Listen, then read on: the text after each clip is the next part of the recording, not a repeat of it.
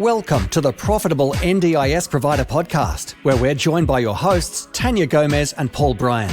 In each episode, we'll be sharing valuable insights and tips to help you turn your NDIS business into a profitable venture.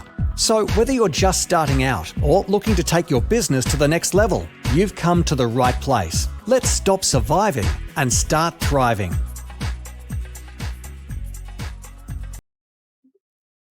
G'day and welcome to the Profitable NDIS Provider Podcast. My name is Paul Bryan. I'm here with my amazing co-host, Tania Gomez. How are you doing today, Tania? I'm wonderful, Paul, and we are joined today by a very special guest. We're joined by Hank. Now, Hank, welcome to the Profitable NDIS Provider. I believe that you have spent decades helping business owners navigate financial hardship, but your journey started with losing your own business. I thought might be a nice introduction for you to share that story with us and I guess what you've learned from the journey.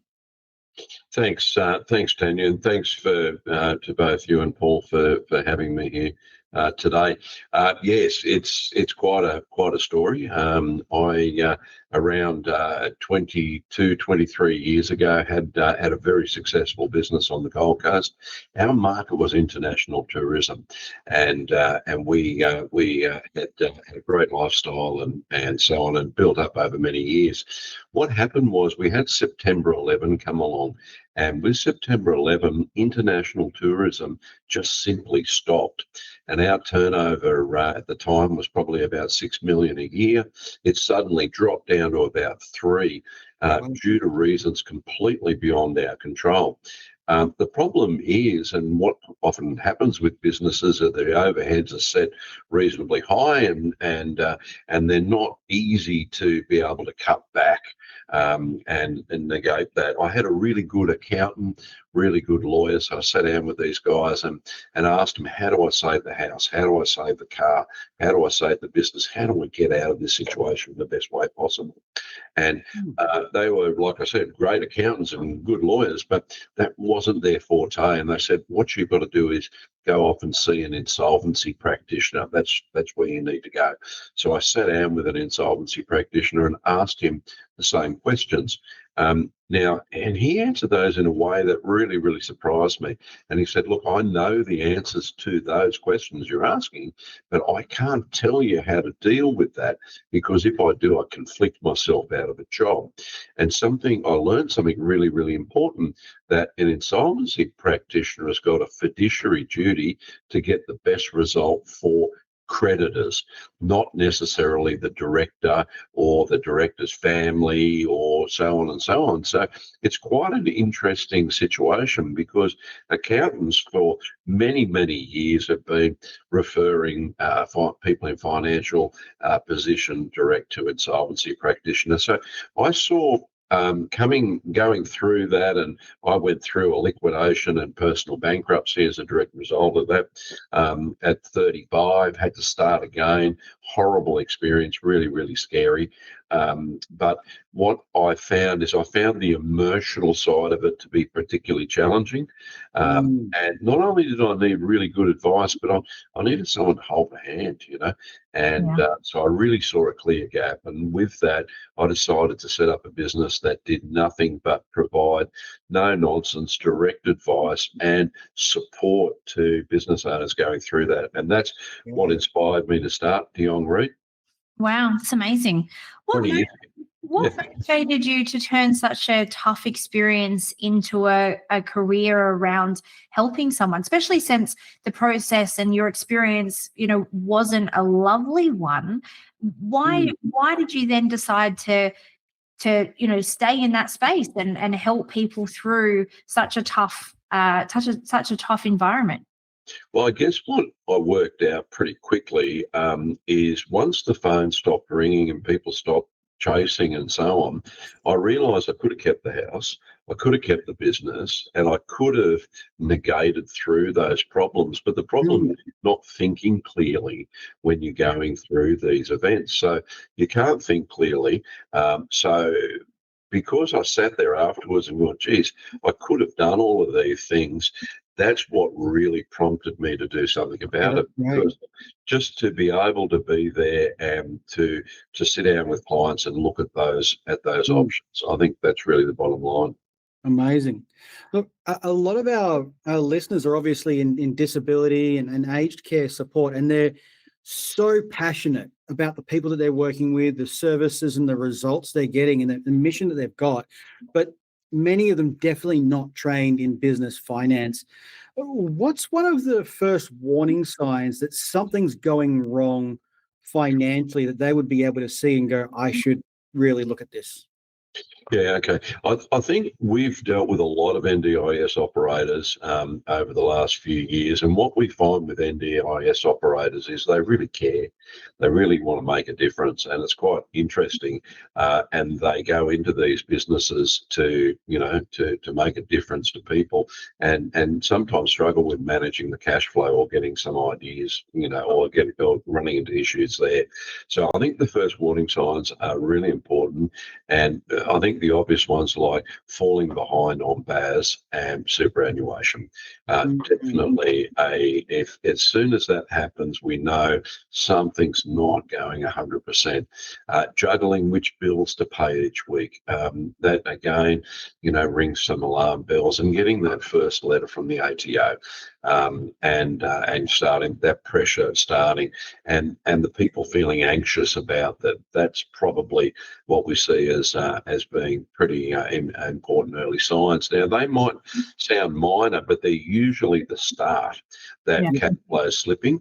And the danger is often to wait too long, as it can quickly shift from a business issue to becoming that the director becomes personally liable. So, we often say that when the stress starts showing up at home, that's the time to get advice, because if we act early, there are almost always safe and controlled options to fix before real damage is done. Yeah. So, it's my 19th year of working for myself, and I've had all kinds of different businesses as far as revenue goes. And I can kind of remember in almost every business hitting a time where you are deciding, okay, I do cash flow forecasts, but before I knew how to do those, really going, okay, who am I paying when is that money coming out? And I guess doing a cash flow forecast in my head. I can't, I'm lucky now that in my business I don't have so many challenges like that because it's a much smaller business than I used to run. But what are kind of the practical steps for providers when they feel that stress? Whether it is like, I know lots of people, lots of businesses who don't realize that the GST and their PAYG isn't their money, and they, that's like a line of credit, and lots of payment plans with ATOs. If they are doing those types of things, what can they do instead? What is the way? What's the first practical step they can take to really start to get back into a good financial place? Yeah, okay. I think you really hit on it there, Tanya. It's really doing those cash flow forecasts are really what needs to be done on an ongoing basis, and using a bookkeeper or the accountant. The accountant generally tends to be more big picture, but even having the accountant and or the bookkeeper set up the business operator with a cash flow that's easy to complete on a weekly basis, and to be able to watch it as it's going, making sure that we're not hitting situations where we're going into negative, or if we're going into negative, how long is that? Are we coming out of that again? And so on, because I think that's really important, because we get a lot of calls from business owners who say, "Oh, geez, I wish I would have reached out to you guys 6 months earlier, because we had more options," I suppose. Because as I pointed out earlier, sometimes when business owners fail to address a problem, they can become personally liable for things like tax debt and superannuation and so on. So I think it's if you've got that cash flow, if you've got that plan and you can see it triggering, you might go, okay, I've got a really tough period here because it's Christmas or whatever, but I can see it coming out in January, so I'm reasonably comfortable. But I think the truth is, the earlier someone acts, the more options that can be on the table, like restructuring or negotiating with creditors or protecting personal assets before they're at risk. Yeah, that's powerful, because people do put so much of themselves into their business, and it can become for a lot of people like their next child, and so they feel so very attached to this. But when they've got a good business, it's viable, but the debt is just continuing to mount. uh, How can restructuring help? But then also, uh, when does it make more sense to close or sell rather than go through that process? Yeah, sure. I guess that's one of the things that we do when we meet with a client for the first time, is we're really trying to get an understanding of where the business is at. Hopefully they've got financials, and hopefully those financials are up to date or in a Yeah. reasonably position, so we can get a good understanding of where the business is at, and hopefully those cash flows are there. And I guess it's a matter of getting, I think one of the first things that we do is get an understanding of what the client wants. What do they want to do? Are they're passionate about the business? Yes. Okay, terrific. Can we see the light at the end of the tunnel? Is there some costs in the business that we could get rid of? Is there some motor vehicles or caravans or stuff that's been purchased over a period of time that are draining the cash flow? Trying to get a bit of an understanding of that. Once we've got an understanding of that, we can work out what does a client want to do, and how do we then move that forward, because there's a number of different options that could be considered. Restructuring is one, and one we'll get into a little bit later on is these small business restructures, which are the cents in the dollar offer that a business owner can make to creditors. And the ATO are particularly supportive of those at the moment, and they're or to sell the business in a controlled manner and get out of it the best way possible. Because the biggest concern that we've got is waiting too long, and I've touched on this before, because if we wait too long, the tax office, and they generally tend to be the largest creditor, can issue that director with a director's penalty notice. Now, once a director's penalty notice lands and is expired, the director can become personally liable for that tax step. Okay, and also, or if it's a supplier and that supplier starts to get nasty, that too can be problematic. So the biggest issue or the biggest situation that we see is clients that wait too long.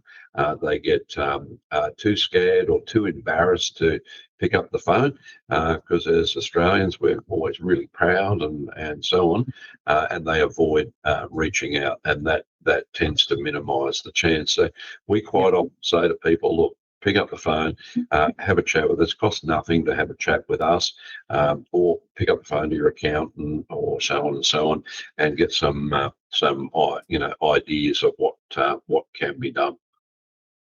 Yeah, that makes a lot of sense. I guess it's really about knowing when to ask for help, and who's available, which is great for people to know a little bit about your service and that you guys exist. I guess my question for you is around lessons for NDIS providers specifically, and what would you say to a provider who's lying awake at night wondering where they go now? Should they fold? Should they fight? And yeah, how do they? What's your advice for someone in that situation? Yeah, okay. Quite often, it's just to stop burying the head in the sand and to actually address it, get that advice early.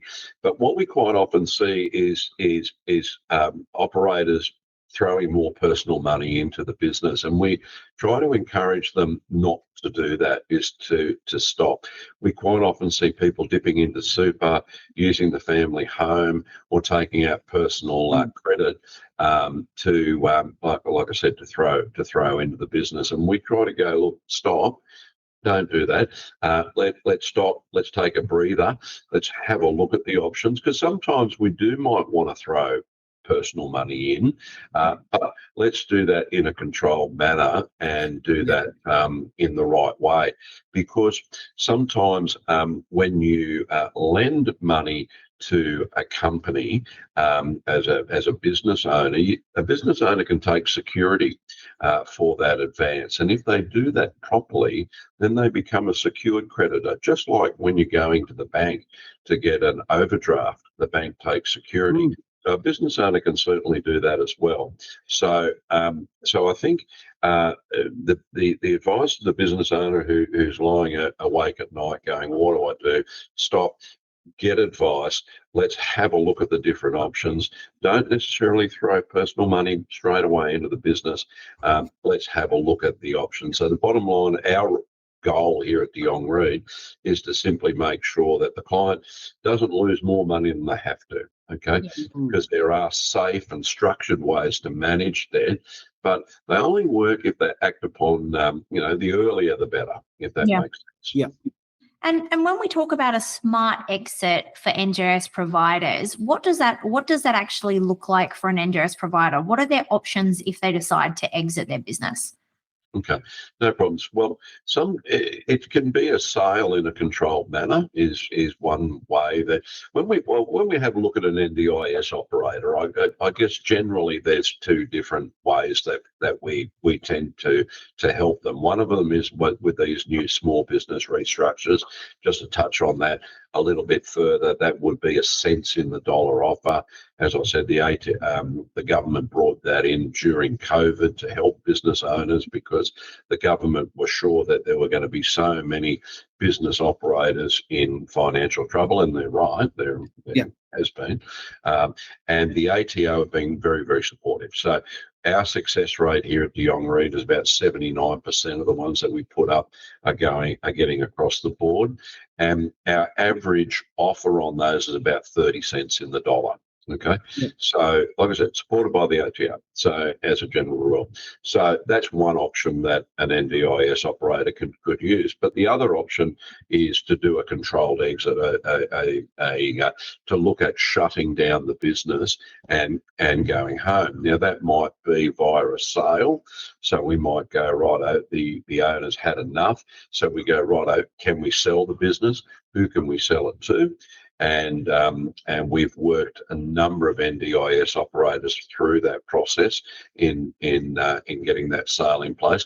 Then when the sale's completed, the money comes into the company, and then we can go, right, how does that money need to be distributed out, and how does that work the best way for the business owner? Because sometimes, like I said, if they've acted early, there mightn't be any personal liability on some of the debts. So we need to be strategic as to how that money flows through, and then potentially either there's enough money to pay all the creditors, or if there's not, then we can look at a formal insolvency strategy once the business is sold and the money has moved through the business. I hope that answers that. Yeah. Look, you mentioned before, obviously, about your story of how you got to this point, and the financial pressure can feel very personal. You've obviously lived it yourself. Just really quickly, how do you separate this sort of thing from self-worth, really, in this sort of a space? It can be a very powerful tool. Correct.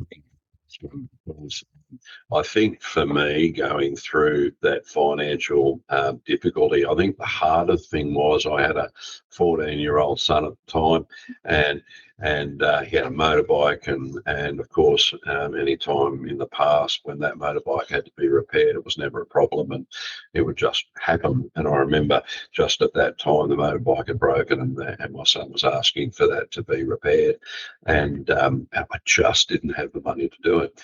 And I found that probably more heart-wrenching than a lot of it, because you do feel like a failure. And you feel like a failure at home. So I think that part of it is really, really important. I think what's important for business operators to understand is that they're not Robinson Crusoe.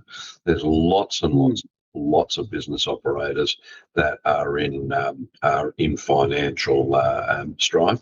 I think it's 1/3 of Australian businesses at the moment have got overdue tax debt to the Australian Taxation Office. That's 1/3. That is a massive number.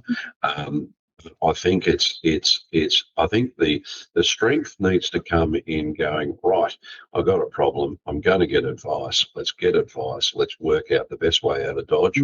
Because things like these small business restructures and so on have been designed specifically to help business owners get through that. So I think it's just realising they're not alone. Okay, and that there are lots of people in the same position, and I think the biggest relief that we see from meeting with a client the first time in the boardroom, they're scared, they're upset, the wife's worried about potentially losing the house and so on. At the end of that meeting, you can see there's an enormous weight lifted off the shoulder, because options are understood. And I think when it's unknown, it's really, really scary. But when we've got a path or a plan, then that eases off a lot, because you can see the light at the end of the tunnel. Yeah, that makes a lot of sense. Thank you so much for joining us today. That was really enlightening. If there are providers listening to us today who think they might want to reach out and have a chat to you about how you might be able to help them if they're feeling some of this financial stress, what's the best way for them to get in contact? Well, Tania, it's easy. I guess Jonge Read, our email details, have we going to share? You can probably share them out through you guys, but it's simply a matter of giving us a call. If an operator gives us a call, it's cost no charge to have a discussion, to have a meeting, to have a look at the different options. It's all free. Okay. What we do at the end of that discussion is we provide a written advice. Okay, and again, all totally free. The client, with that written advice, gets a full plan on what we're recommending, and we quote a fixed fee for the implementation of that advice. So the client's got everything to gain and nothing to lose by having a chat to us. And like I said, that best way to reach out to us is via our website, which is www.djra.com.au, or just simply search Jonge Read. We'd love to have a chat to any operators who have got any type of fear whatsoever. Wonderful. Thank you so much. That's awesome. I believe you're also sponsoring our International Women's Day events coming up. So we're really looking forward to having you at those events, and people can connect with you there as well. And they'll be kicking off in the first week of March. Excellent. Thank you very much, Tania, Paul, for having me on along today. Yeah, thanks so much for joining us. See you later. Thanks so much. Thanks. See you later. Thanks for tuning in to another episode of the Profitable NDIS Provider podcast with Tania Gomez and Paul Bryan. We hope you found today's episode informative and valuable. If you enjoyed the show, please don't forget to subscribe, leave us a rating, and share it with others who could benefit from our insights. Until next time, keep thriving.